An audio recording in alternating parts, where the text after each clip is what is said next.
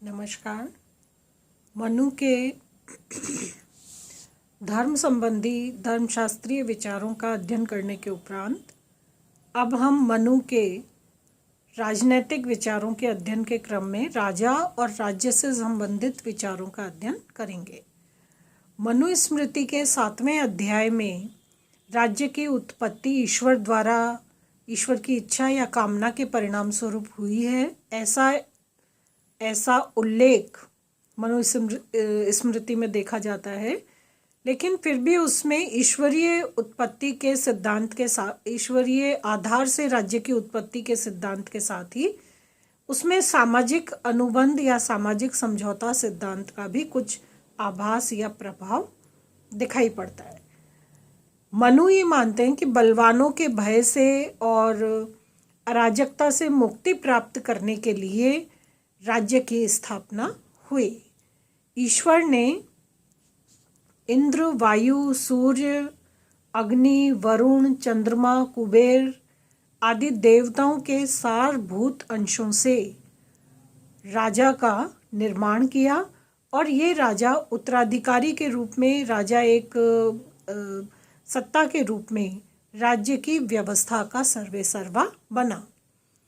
राज्य की उत्पत्ति में सामाजिक समझौता सिद्धांत के प्रभाव को भी मनु ने स्वीकार किया है, क्योंकि मनु के अनुसार बलवानों के भय से भागती जनता की रक्षा के लिए राजा या राज्य की भूमि पर सभी दिशाओं में शांति और व्यवस्था कायम करने हेतु राजा का निर्माण हुआ। और ये राजा जो है वो राज्य की व्यवस्था के माध्यम से प्रजा के लिए शांति व्यवस्था कायम करने के लिए एक उत्तरदायी इकाई समझा गया। और राज्य के स्वरूप का वर्णन जो है वो मनु ने मनु स्मृति में सावयव सिद्धांत के आधार पर, जिसे हम आंगिक एकता का सिद्धांत भी कहते हैं, उसके आधार पर माना है। यानी राज्य के 7 अंगों और उन अंगों से निर्मित एक व्यवस्था का समर्थन मनु करते हैं। राज्य के सप्तांगी स्वरूप और सावयव स्वरूप के आधार पर मनु ये मानते हैं कि स्वामी, मंत्री, पुर यानी कैपिटल, राष्ट्र, कोष, दंड और मित्र, ये 7 प्रकार के अंग हैं राज्य के। और इन्हीं अंगों के आधार पर सावयवता के सिद्धांत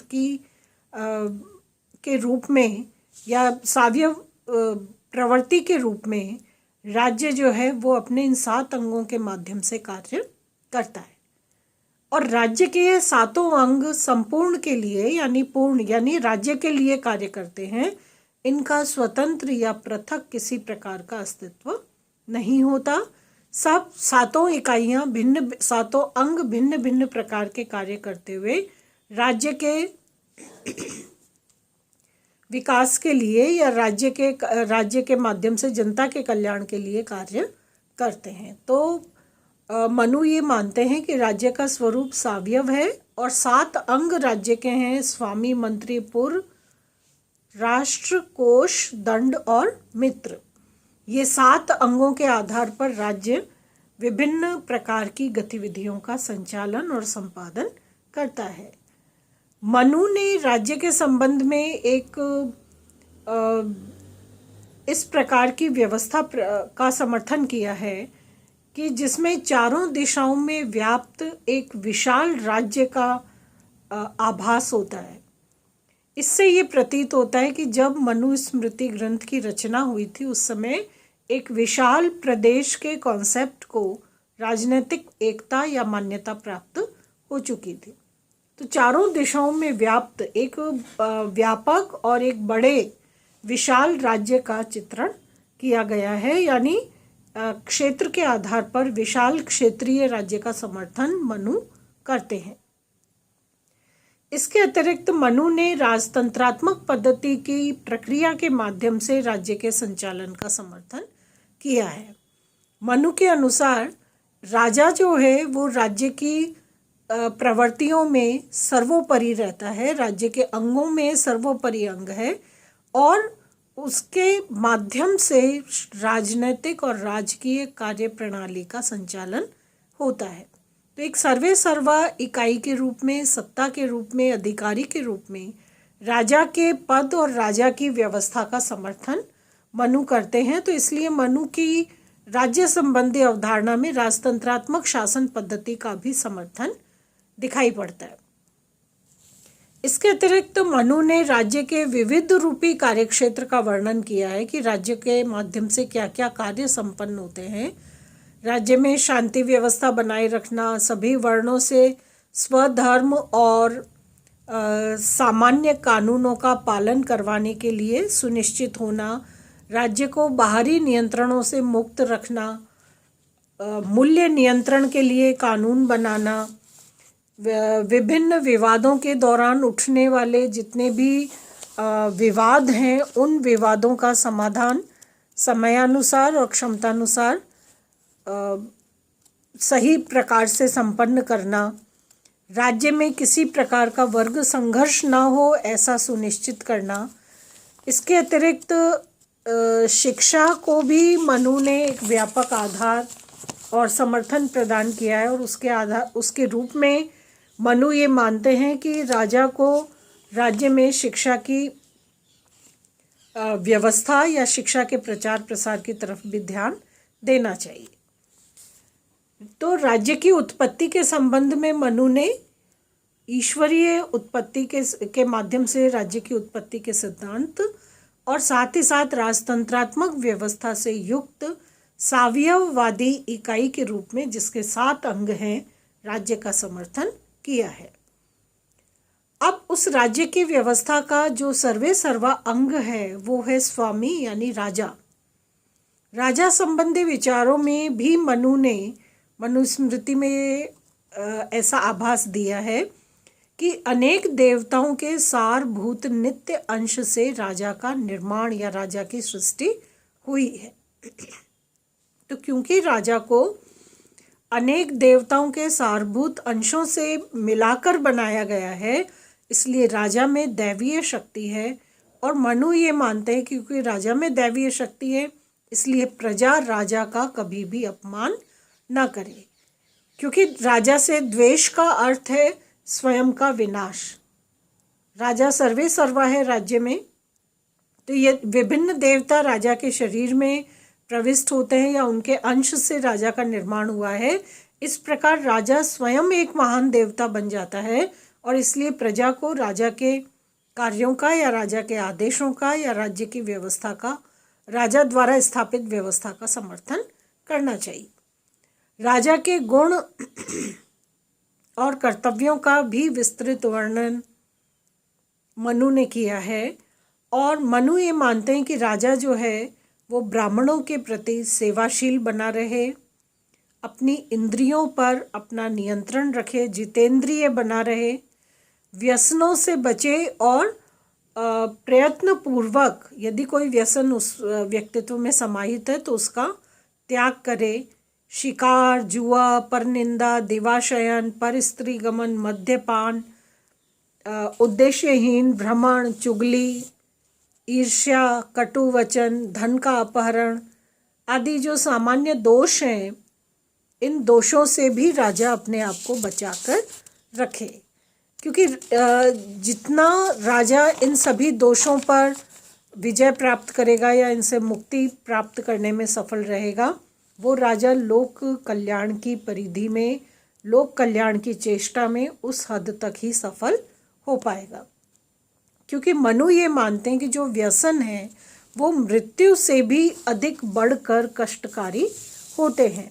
इसलिए जो व्यक्ति व्यसनों के घेरे में घिरा रहता है वो सुखप्रद स्थिति का अधिकारी नहीं होता, यानी वो नर्क का भागी बनता है। राजा शस्त्र, धन, धान्य, सेना आदि से सुसज्जित, सुरक्षित पर्वतीय दुर्ग में निवास करे, स्वजातीय रूप गुण संपन्न स्त्री से विवाह करे और राजा नियम पूर्वक यज्ञ और धार्मिक अनुष्ठानों का आयोजन और उनका संचालन समारोह पूर्वक करता रहे, ब्राह्मणों को आवश्यकता अनुसार धन धान्य प्रदान करता रहे या उनको धन धान्य देता रहे, क्योंकि ब्राह्मण वर्ग जो है वो अध्ययन अध्यापन के कार्य से ज्ञान और उसके विस्तार की क्रिया में शामिल है, मुख्य रूप से उत्तरदायी हैं। इसलिए उन अपनी भौतिक आवश्यकताओं की पूर्ति के लिए भी उन्हें संग्रह करने की आवश्यकता नहीं है। जिस राज्य में ब्राह्मण वर्ग है उस राज्य के राजा का ये दायित्व है कि वो उस ब्राह्मण वर्ग की भौतिक आवश्यकताओं की पूर्ति के लिए धन धान्य या जिस प्रकार की उनकी आवश्यकता है, मूल आवश्यकताओं की पूर्ति करता रहे। प्रजा से राजा न्याय पूर्वक कर वसूल करे और जो विश्वसनीय कर्मचारी हैं इनकी नियुक्ति करके और कर की जो कर ग्रहण और कर टैक्सेशन की जो प्रक्रिया है उसको पूरी तरह से सफलतापूर्वक संचालित करे। राजकीय कार्यों के लिए विभिन्न प्रकार के विभागों का निर्माण राजा को करना चाहिए और राजा स्वयं आवश्यकता अनुसार इन विभागों का निरीक्षण करता रहे। राजा अपने भूप्रदेश में भी निरंतर विस्तार करता रहे, क्योंकि जैसा अभी हमने राज्य के संदर्भ में देखा, मनु ये मानते हैं कि एक विशाल भूभाग चारों दिशाओं में फैला हुआ एक विशाल राज्य का समर्थन मनु ने किया है। तो इसलिए राजा का भी ये कर्तव्य है कि वो भूप्रदेश में विस्तार करता रहे और बहुमूल्य वस्तुओं को अपने कोष में समाहित करने का या शामिल करने का या सुरक्षित रखने का प्रयत्न करता रहे। राजा अपने पौरुष बल का और सैन्य बल का में लगातार वृद्धि करता रहे, उनका प्रदर्शन करता रहे, गोपनीयता बनाए रखे, अपनी कमजोरी किसी भी शत्रु पक्ष को पता ना चलने दे, बल्कि शत्रु की कमजोरियों को जानने का प्रयत्न करता रहे। मंत्रियों के साथ और अपने सहकर्मियों के साथ राजा को सद्व्यवहार करना चाहिए। अपनी गुप्तचर शक्ति के माध्यम से राज्य की शक्ति और कूटनीति को सक्रिय बनाना चाहिए। जन व्यवहार में राजा को हमेशा संयम का पालन करना चाहिए। और इसके संदर्भ में मनु बताते हैं कि राजा बगुले की तरह चिंतन करे, शेर के समान पराक्रम प्रदर्शित करे और भेड़िए की तरह शत्रु का नाश करे, या कभी अगर वो शत्रुओं से घिर जाए तो एक खरगोश की तरह उसमें से बच निकलने की क्षमता भी राजा में होनी चाहिए। यानी जिन विशिष्ट गुणों के आधार पर किसी व्यक्तित्व की क्षमता में विकास होता है, वे सारी क्षमताएं राजा को अधिकतम रूप में अपने आप में समाहित करनी चाहिए। गांवों और नगरों का सुप्रबंध राजा को करना चाहिए और गुप्तचरों द्वारा अपने अधिकारी वर्ग की विश्वसनीयता की बार बार जांच राजा को करवाते रहना चाहिए। फिर राजा अपनी जनता के प्रति अपना विश्वास बढ़ाने के लिए अपनी लोकप्रियता में अपने संयमित व्यवहार से अपनी लोकप्रियता को निरंतर बढ़ाता रहे और राजा प्रातःकाल, मध्याह्न और रात्रि काल में नियमानुसार अपने निर्धारित कार्यक्रमों को पूरा करे। यहाँ इस संदर्भ में हम ये बिल्कुल स्पष्ट करना चाहेंगे कि मनु ने राजा के दैनिक क्रियाकलापों के लिए प्रातः, मध्याह्न और रात्रि काल में राजा को किस घड़ी में किस समय कौन सा कार्य प्राथमिक रूप में संपादित करना चाहिए, इसका एक प्रकार का पूरा सिद्धांतबद्ध निर्देश के रूप में मनु ने प्रस्तुत किया, जिसके अनुसार राजा को अपना दैनिक आचरण और दैनिक क्रियाकलापों का संचालन करना चाहिए। युद्ध और आपातकाल में राजा के जो कर्तव्य हैं उनका निर्धारण भी मनु स्मृति में किया गया है कि राजा को युद्ध से विमुख नहीं होना चाहिए, युद्ध करते हुए शत्रु का संहार करना चाहिए और सामान्य काल में धन धान्य का 6वां, 8वां और 12वां भाग प्राप्त करके कर के रूप में और राजा को लोक कल्याण या प्रजा के सुख के लिए कार्य करना चाहिए। लेकिन संकट काल में मनु के अनुसार धन धान्य का चौथा भाग भी राजा टैक्स के रूप में प्राप्त कर सकता है, और संकट काल में अधिक कर लेने से भी राजा को किसी प्रकार का दोष नहीं लगता या राजा को कोई नुकसान नहीं होता, बल्कि चौथा भाग प्राप्त करके भी राजा ये सुनिश्चित करे कि उसकी प्रजा पूरी तरह से सुरक्षित है। इस प्रकार से एक बहुत विस्तृत आधार पर मनु ने मनुस्मृति में राजा के लिए कार्य और कर्तव्यों के निर्देश प्रदान किए हैं। किस समय राजा को कौन सा कार्य करना है, आर्थिक रूप में राजा किस प्रकार की नीति अपनाएगा, राजनीतिक रूप में उसके कानून या निर्णय किस प्रकार से कार्य करेंगे, अधिकारियों और कर्मचारियों के कितने स्तर पर किस प्रकार के कार्यों का संचालन और संपादन किया जाना आवश्यक है, उसके अनुरूप विभागों का या अधिकारियों की नियुक्ति का गठन भी किया जाना जरूरी है। तो ये सारे एक प्रकार से राज्य की व्यवस्था के संबंध में विस्तृत रूप में मनु ने मनुस्मृति में राजा संबंधी विवरण दिया है। अब मनु ने राजा के जो देवत्व की कल्पना की है, उससे राजा की निरंकुशता का आभास होता है। इसलिए राजा संबंधी विचारों को जानने के संदर्भ में एक प्रश्न स्वभावतः उत्पन्न होता है कि क्या मनु द्वारा वर्णित राजा निरंकुश है? वो सामाजिक, आर्थिक, राजनीतिक, धार्मिक किसी भी क्षेत्र में किसी भी प्रकार की व्यवस्था करने के लिए उत्तरदायी है। राजा को नियंत्रित करने का अधिकार किसी भी एजेंसी के पास, किसी भी इकाई या किसी भी सत्ता के पास नहीं है।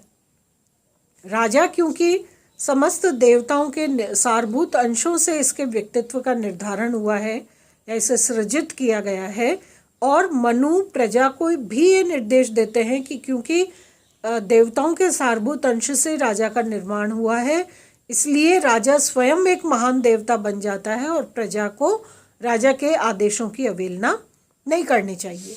तो एक बात स्वाभाविक रूप से उत्पन्न होती है कि क्या मनु द्वारा वर्णित राजा निरंकुश है, क्योंकि वो स्वयं एक महान देवता बन गया, या उसमें देवत्व का अंश इस रूप में विद्यमान है कि प्रजा को उसके विरोध का अधिकार नहीं दिया। तो उस संदर्भ में यदि हम देखें तो मनु द्वारा वर्णित राजा बिल्कुल निरंकुश नहीं है, क्योंकि जो निरंकुश राजा की प्रवृत्ति होती है उसे किसी भी रूप में किसी प्रकार से नियंत्रित करने का कोई प्रावधान नहीं होता। लेकिन मनु द्वारा वर्णित जो राजा या राजपद या राज्य की व्यवस्था है वो एक प्रकार से सीमित है। जैसे राजा को धर्म के अधीन रखा है मनु ने, और जो पद या सत्ता या व्यक्ति धर्म के अधीन है वो निश्चित रूप से निरंकुशता जैसी नकारात्मक स्थिति की तरफ अग्रसर नहीं हो सकता। दूसरी बात, मनु ने ये बिल्कुल स्पष्ट कहा है कि प्रजा का पालन करना, प्रजा का रक्षण करना, प्रजा के सुख में संवर्धन करना राजा का सर्वोपरि कर्तव्य है। प्रजा को पितृभाव से राजा पालन पोषण करेगा, ऐसा बार बार उल्लेख किया गया है। और जहाँ ये भाव आता है पितृभाव से प्रजा के पोषण का, वहाँ प्रजा पालन, प्रजा की रक्षा और सुख संवर्धन राजा का कर्तव्य बन जाता है, और ऐसा राजा किसी भी रूप में निरंकुश नहीं हो सकता। फिर आर्थिक रूप में प्रजा से जो कर राजा वसूल करता है या कर ग्रहण करता है वो प्रजा के हित के लिए ही व्यय किया जाएगा, ऐसा राजा को सुनिश्चित कर लेना चाहिए, जिसका उल्लेख की मनु बार बार करते हैं। राजा के व्यक्तित्व में देवत्व के अंश की मूल भावना प्रजा में राजा के प्रति सम्मान को बनाए रखना और उसको बढ़ाना है, उसकी निरंकुशता को कायम करना बिल्कुल नहीं है। इसलिए और यदि मनु राजा के निरंकुशकारी स्वरूप के समर्थक होते तो मनु राजा को दैनिक क्रियाकलापों के संबंध में भी समयानुसार निर्देश प्रदान नहीं करते कि राजा को प्रातःकाल क्या कार्य करने चाहिए, मध्याह्न में कौन से कार्य वांछनीय हैं और रात्रि काल में क्या करना चाहिए, राजा को कब उठना चाहिए, कब राजकीय कार्यों में भाग लेना चाहिए, कौन से कार्यों में भाग लेना चाहिए। इस प्रकार के सारे निर्देशन जो किया गया है, ये निर्देशन ये सिद्ध करता है कि मनु निरंकुश प्रकार की राजसत्ता का बिल्कुल समर्थन नहीं करते। ऐसा राजा जिसकी हम निरंकुशता की बात करते हैं, वो अपने दैनिक क्रियाकलापों के संचालन संपादन के लिए भी मनु ने जो एक निर्देशन चार्ट निर्धारित किया, उसके अनुसार अपने आप को ढालेगा, ऐसा एक विचार रखा है। तो इसका मतलब है कि मनु ने निरंकुश प्रकार की राजसत्ता का समर्थन नहीं किया है। राजा को शास्त्रों के अनुकूल, धर्म के अनुकूल आचरण करना है। राजा ब्राह्मणों के प्रति ब्राह्मण की सेवा करता रहे, ब्राह्मण वर्ग की प्रति अपनी जिम्मेदारी समझे, उनका पालन पोषण करने के लिए उनकी आवश्यकता अनुसार दान और यज्ञ आदि करता रहे। अनुशासित प्रकार के जीवन का निर्देश जो है वो मनु राजा को प्रदान करते हैं। इसलिए मनु द्वारा वर्णित राजा किसी भी रूप में निरंकुश नहीं है। प्रजा को यदि उत्पीड़ित करता है राजा, तो प्रजा उत्पीड़न पर राजा और उसकी शक्ति जो है वो क्षय हो जाती है, धीरे धीरे समाप्त हो जाती है। इस प्रकार की व्यवस्था या इस प्रकार का उल्लेख भी मनु स्मृति में है कि जो राजा अपनी मूल नीति प्रजा रक्षण और प्रजा पालन की उससे विमुख होता है, प्रजा को परेशान करता है या उत्पीड़न करता है, तो ऐसे राजा की शक्ति कायम नहीं रहती, बल्कि वो क्षीण हो जाती है। और राजा का जीवन और राज्य जो है वो उसे विशेष परिस्थितियों में नियंत्रित करने का अधिकार प्रजा के पास है। और इसलिए हम बिल्कुल स्पष्ट रूप में इस बात को स्वीकार कर सकते हैं कि मनु स्मृति में मनु द्वारा वर्णित राजा राजसत्ता निरंकुश नहीं है। एक बार सैद्धांतिक रूप में ऊपरी अध्ययन करने से ऐसा प्रतीत होता है कि देवता के अंश के रूप में राजा के व्यक्तित्व का निर्धारण करके और उसका समर्थन करके मनु ने एक प्रकार से प्रजा के प्रति राजा को निरंकुश बनाया है। लेकिन ये निरंकुशता सिर्फ प्रजा का राजा के प्रति सम्मान बनाए रखने के लिए, एक आदर भाव बनाए रखने के लिए स्थापित किया गया है। आर्थिक, सामाजिक, राजनीतिक या किसी भी अन्य क्षेत्र में राजा की शक्तियों का निर्धारण और वर्णन मनु ने बहुत नियंत्रित प्रक्रिया के अंतर्गत किया है। हम जितना गहराई से मनु स्मृति के इस राजनीतिक पक्ष का अध्ययन करते हैं, उतना ही अधिक स्पष्ट होता जाता है कि मनु ने राजा को प्रत्येक स्तर पर एक विशेष प्रकार की जिम्मेदारी प्रदान करते हुए प्रजा रक्षण का एक बहुत बड़ा कार्य जो है वो प्रजा के हित के संवर्धन का कार्य वो राजा को प्रदान किया है। और इस प्रकार का राजा जो पितृभाव से प्रजा का पालक है, पालन पोषण करने वाला है, वो किसी भी तरह से निरंकुशता का सूचक नहीं हो सकता। धन्यवाद।